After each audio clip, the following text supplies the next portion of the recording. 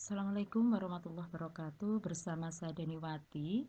Bapak Ibu, kali ini saya akan melanjutkan berbagi tutorial tentang pengisian SKP 2023 bagi guru di bawah naungan Dinas Pendidikan Provinsi Jawa Timur. Pada tutorial sebelumnya, yaitu step 1 atau bagian 1, saya sudah membahas sampai pada fitur SKP, mulai setting tahun sampai SKP. Nah, pastikan untuk fitur SKP ini sudah mendapatkan persetujuan dari atasan langsung, maka kita bisa lanjut ke rencana aksi. Nah, sebelum kita lanjut ke rencana aksi, Bapak Ibu harus perhatikan bahwa ketika kita mengisi fitur SKP, di sini kita memilih dua iki, yaitu yang pertama adalah tentang kegiatan pembelajaran, yang kedua yaitu tentang pengawasan, di mana dokumen yang diperlukan dari iki adalah perangkat pembelajaran dan pengawasan. Untuk pembelajaran ini sudah ditentukan kita harus menyiapkan 12 dokumen dalam 1 tahun, artinya setiap bulan kita harus membuat laporan atau menyerahkan dokumen. Sedangkan untuk pengawasan itu 1 tahun kita diminta untuk membuat laporan 2 kali. Nah, ketentuan bulan-bulannya untuk 2 iki ini atau 2 target ini itu sudah ditentukan. Nah, kita lanjut, kita menuju ke rencana aksi. Rencana aksi. Nah, di dalam rencana aksi ini kita memilih unsur utama. Kita klik unsur utama. Nah, kemudian kita mengisi unsur utama ini. Yang pertama adalah kegiatan tugas jabatan, itu kita pilih fungsional. Kemudian untuk yang kedua, indikator kinerja individu, kita pilih yang pertama dulu, yaitu dokumen untuk perangkat pembelajaran. Kemudian untuk aktivitas kita pilih, jadi ini adalah dua aktivitas, dua pilihan yang sudah kita isikan pada SKP tadi. Nah, yang pertama kita pilih adalah key activities. Jadi ini adalah aktivitas utama kita, yaitu membuat rencana pembelajaran. Kemudian untuk tugas jabatannya, klik pilihannya ada di sini. Ini kita klik. Nah, pilihan ini untuk setiap golongan jenjang itu beda. Semakin tinggi jenjangnya, maka pilihannya semakin banyak. Jadi kadang mungkin urutannya tidak sama, tapi relatif sama untuk isiannya. Cuman untuk yang golongan lebih tinggi, itu lebih banyak pilihan.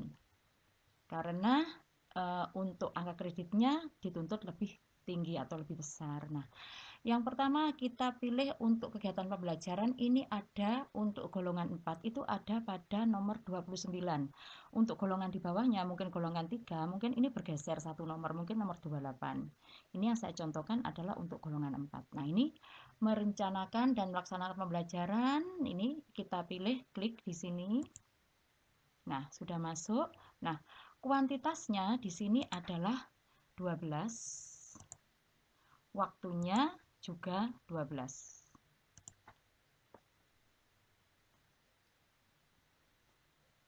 Ini untuk rencana aksi, kemudian kita save.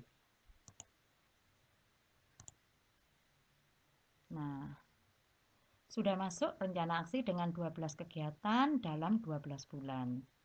Ini harus sama dengan SKP yang kita isi tadi. Nah, sekarang yang kedua, kita ulangi lagi lewat unsur utama. Nah, kali ini tentang pengawas penilaian atau evaluasi.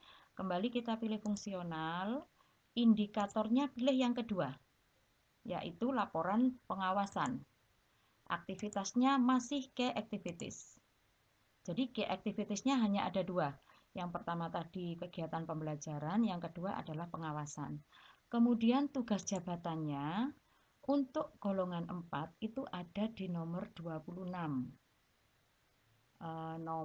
Ini tadi nomor 29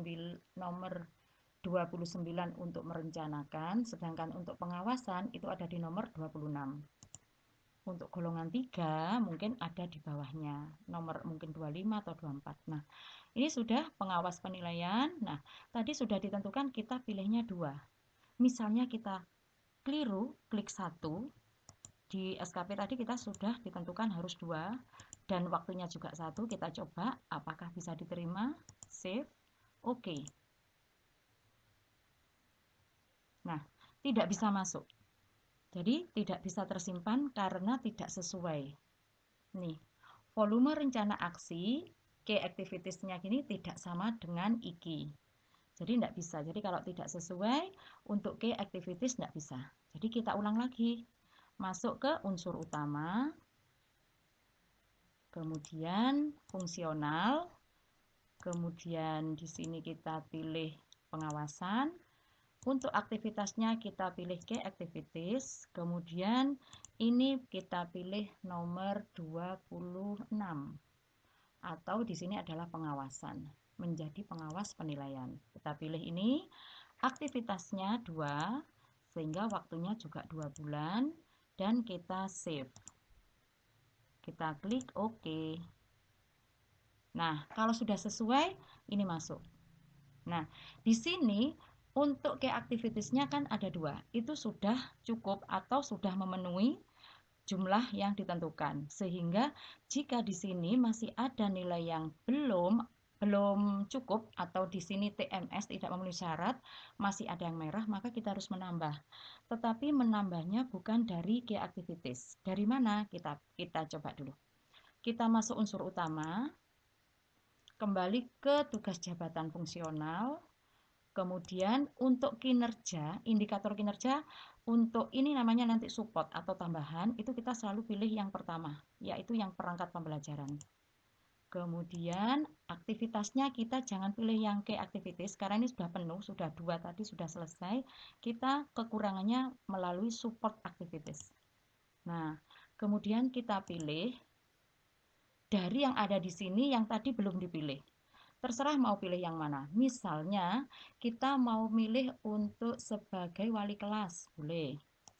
Wali kelas, kemudian kuantitasnya bisa kita jadikan 2, semester 1 dan semester 2 atau 1 semester hanya 1.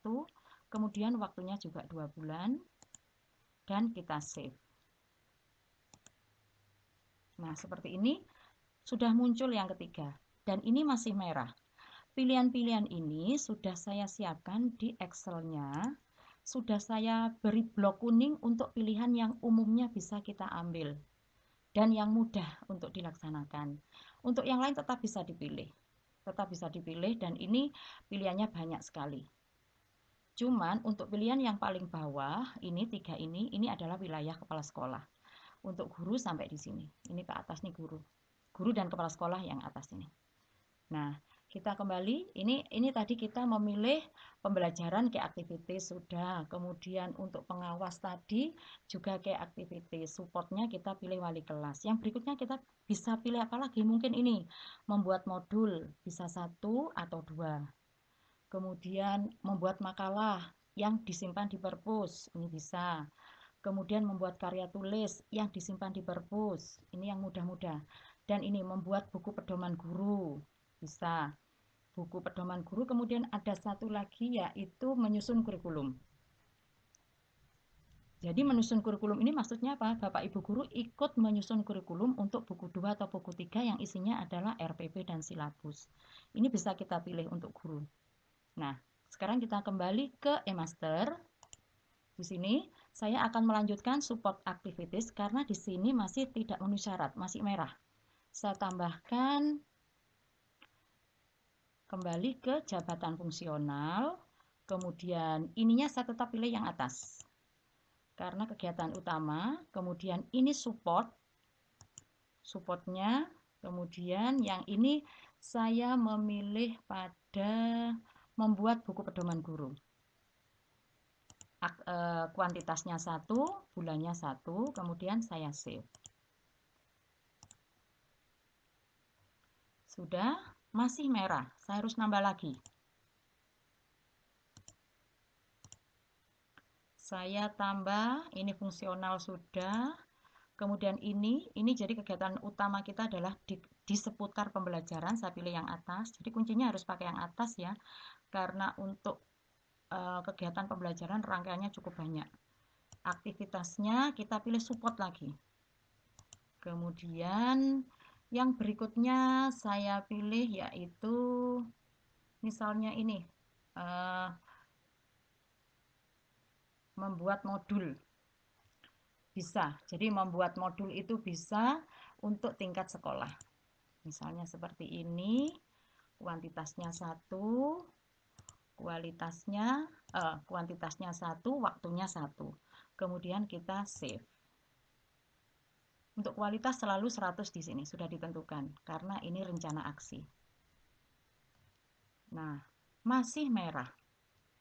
Jika masih merah, kita pilih lagi unsur utama, kemudian ini ada fungsional juga, kemudian masih yang pilih yang atas, kemudian aktivitasnya support lagi, kemudian untuk yang ini saya bisa pilih sebentar.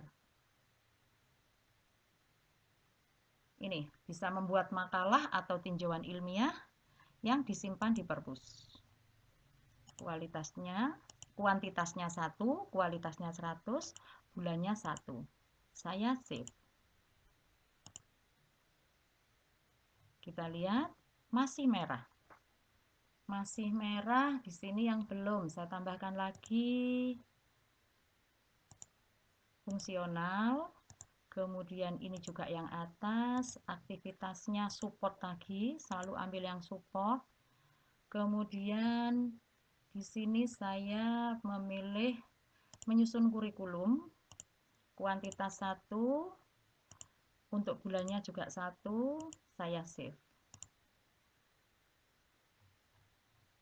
Masih merah, jadi masih harus ditambah lagi unsur utama lagi, fungsional lagi, kemudian kita pilih yang atas ini untuk indikator atau IKI-nya, support lagi, kemudian yang berikutnya, misalnya saya membuat ini karya laporan penelitian, saya ambil kuantitasnya 1 dan waktunya juga 1.